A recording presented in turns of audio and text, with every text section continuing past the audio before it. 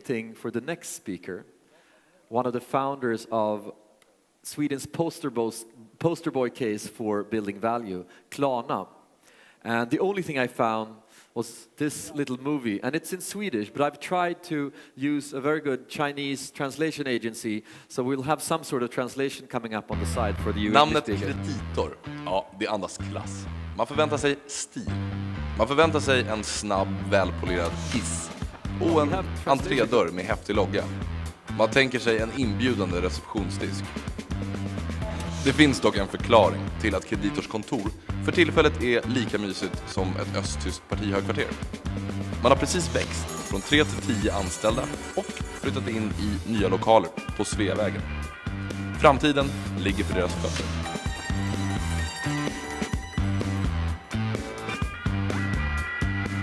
Jag tror en fördel att börja som entreprenör som fattig, börja som student, för du är van vid en knapp budget. När man väl börjar smaka på det goda livet och dyra krogbesök så är det nog svårt att sätta sig i entreprenörsrollen. Och sen är det en väldigt, väldigt skön känsla för varenda övertids, om man får övertid jämfört med 8 timmars arbetsdag. Varenda timme man sitter här på en lång fredag eller sitter här på annandag påsk eller vad det nu är för någonting, eller en söndag eller någonting, så sitter man så här och myser över att konkurrenterna är hemma och är på semester och de gör ingenting för tillfället. Så varenda timme som jag lägger till, det är liksom ytterligare ett steg snabbare än vad de andra är. Det är helt omöjligt att säga vad vi kommer om 10 år. Kan man göra en stenen eller få köra ett hotell. Welcome up, Niklas Adalberth.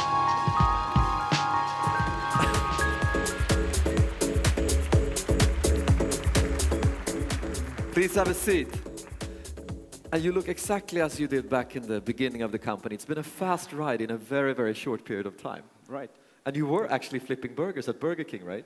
Yeah, that was when the career started, 14 years old, at Burger King. And then you went to the business school, and all of a sudden you came up with a great idea to change the world of payment. Could you tell us how that started? Well, I guess it's a quite long story. I guess it all started when me and Sebastian, we both have very low self-esteem. And we decided we want to go for a trip that no one else had done of our friends. So we decided after a wet night to go around the world without flying. And we got all the way to Australia, and we had to be back before August because Sebastian had a re-exam, so he could continue in his master's in the business school. But in Australia, we missed the boat over to the Pacific Ocean, and the next one left 3 weeks later. So we had to take a decision there. Should Sebastian go back so we could go into his studies again, or should we continue the travel? And we continued, went back, went all the way around, and this was 2003. So Sebastian had to go and find a job, and he couldn't find a job because it was a recession period basically in Sweden. So the only job he could find was as a telesales person at a debt collection firm. And in that job, he got in contact with e-stores, trying to sell online on invoice. And he tried to sell this service, but he didn't want it. But they said that if you take the risk, so we can offer invoice to our customers, then we're interested. And that's when the idea was born. So if we wouldn't have missed that boat, it would be no Klarna. So it's but also Sebastian pitched that idea to the telesales company and said, let's create this business, right? Let's be innovative, didn't he? Yeah, he did. And but what did really they say? got an attraction, and they didn't want to do it the same way as he did. So he went back to business school and presented the idea to me and Victor. And we decided, sure, let's give it 6 months and see what's happened. And what is Klarna today? So Klarna today, we have almost 800 employees full-time, and I think we will close on about 140 million euro in turnover this year with a profit.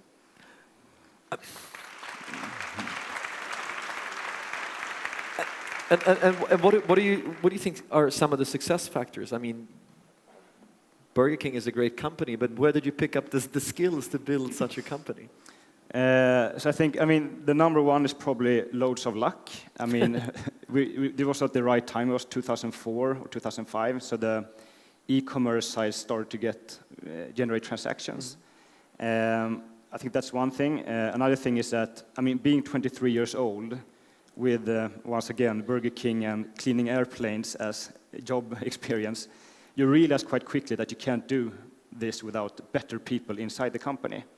So we did so many mistakes in the beginning, realizing our incompetencies. So we hired people that were much stronger than us. And they are the ones that basically built the company to where it is today. Was it also a question of not having so much to lose, maybe, that you were braver or that you were faster or something else? Yeah, sure. I mean, being a student, you have nothing to lose, right? We were financed by CSN the first 6 months. The Swedish study loan. So there was no like alternative cost to it. So we could take loads of risk. And I think that was an important factor, of course. And also being very naive. I mean, if I would have the experience I have today, I would never, ever start a payment company. And I'd never do it again. But being that young, you just go ahead and try it out. But you also somehow magically managed to get the best investors in the world, you know, the best articles from the coolest newspapers, and you've been doing everything right. And it's sort of, it looks so easy somehow when you look at it from the side. What do you think are some of the success factors? Who are your investors? Our investors today is Sequoia Capital and DST and General Atlantic. And DST has invested in very few companies. They've invested in Facebook, they've invested in Groupon, they've invested in Zynga, they've invested in Klarna, and they've invested in Spotify. Right. So it's a good group to be with, and a lot of pressure as well, of course. And I think when looking back in the mirror, it looks like everything was planned this way and so on. But we've done so many mistakes in this company. And I think it's all about to realize when you do mistake that to correct them and hopefully not do the same mistake 3 or 4 times more. What are some of the mistakes you've done? Oh, I think, I mean, on a larger scale, I would say we did that like all other Swedish company. When you expand, you tend to go to the ones that are closest to you, which is Norway, Finland. If I could redo it, I would go to Germany directly. 10 times the market, but it's the same amount of work you need to put into it. I guess that was one mistake. Another mistake is probably that one of us should have learned programming. I mean, we are a tech company, and we're 3 business guys starting it, and it is some distance, and you just have to give a loads of trust to these 200 developers we have, and I rather like control, so that's a tough thing. So one of us should be a developer or learn that. And when you recruit people, do you recruit other young people? Or do you think sort of that gray hair has a value? Leading question. No, but do you think that sort of, what's the average age on Klarna? So I think when we started out, the average age was, of course, very young, 23, 24. But now, that was one experience that we learned, that it's not only about hire for attitude, it's also about hire for attitude and experience.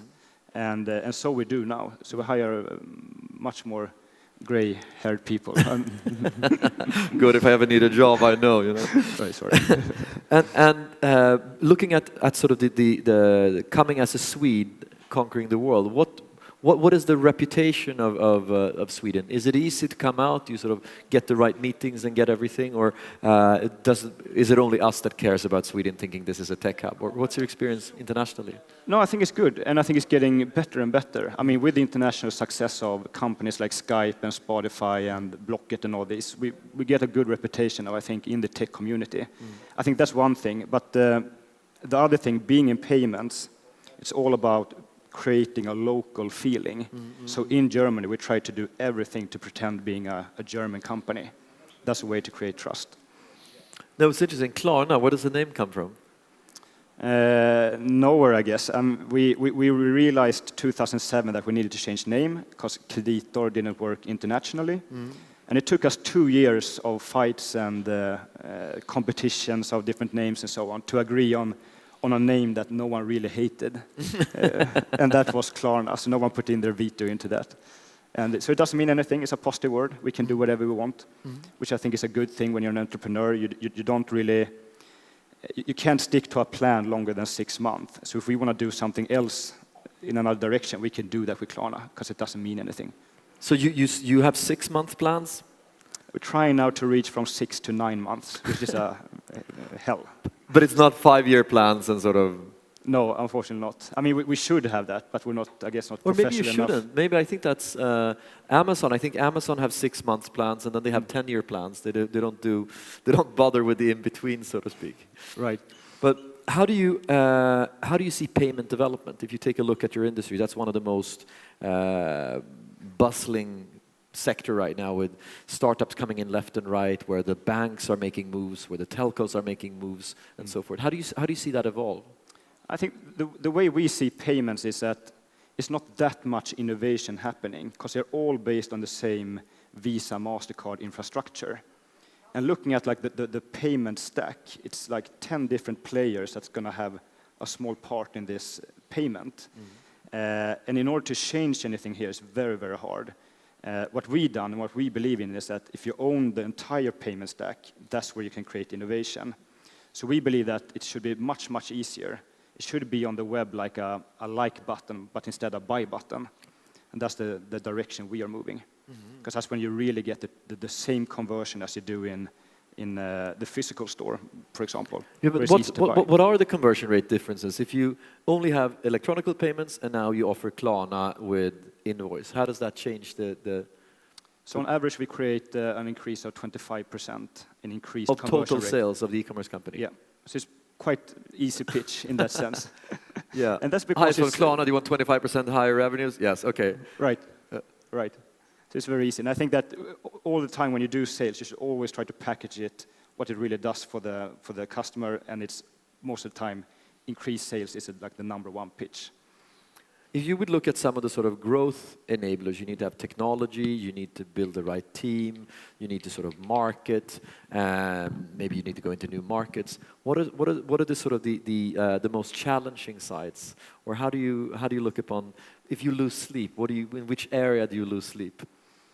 I think that, I mean, in our business idea, I mean, the risk is the ones we've put most energy into. We have 70 people now just working with the scoring cards, making sure it's the right people that are allowed to purchase. So that's one thing. And I think second is engineering. I mean, I think we have 37, last time I counted, 37 different nationalities working in our engineering departments, because it's so hard to find in Sweden. So I think that, I mean, if I heard you ask that question before, if you were the mayor of Stockholm, what would you do? And I think what I would do is that is so many people that might have this programming skill but never discover it. So why not introduce programming, basic programming in the mandatory school? Because I think tech is future. And one thing is being programmer, another thing is being able to procure programming. And to do that in a good way, you should know some basic programming. So it's kind of like we learned, we learned typewriting when I was young in school. We should learn programming, all of us. Right. Are there good programmers here? There are, but it's high competition to get them. I mean, I think we fight with Skype and Spotify on every engineer. And it's you have to pay loads of salary. We have a compensation package that is based on stock options and stocks that we need to put in there in order to get them. So it's a very rare to find. We sit here 10 years from now. What is Klarna? Oh, if I'm going to have a new movie, so Yeah. be careful of what you say. Well, if we continue to be very, very lucky, I hope that we are, instead of 7 markets, maybe 70 markets. I hope that the majority of the e-commerce business flows through our system. And I hope that one day you're able to purchase from this old lady in India selling carpets online, and you don't take any risk, because we take the risk, and hence we can erase borders across nations. That's the dream and the vision of the company. That's a wonderful vision. You've done super well. I'm very, very happy for you, and impressed and inspired, and so are many here in the audience. Thank you very much. Thank you so much.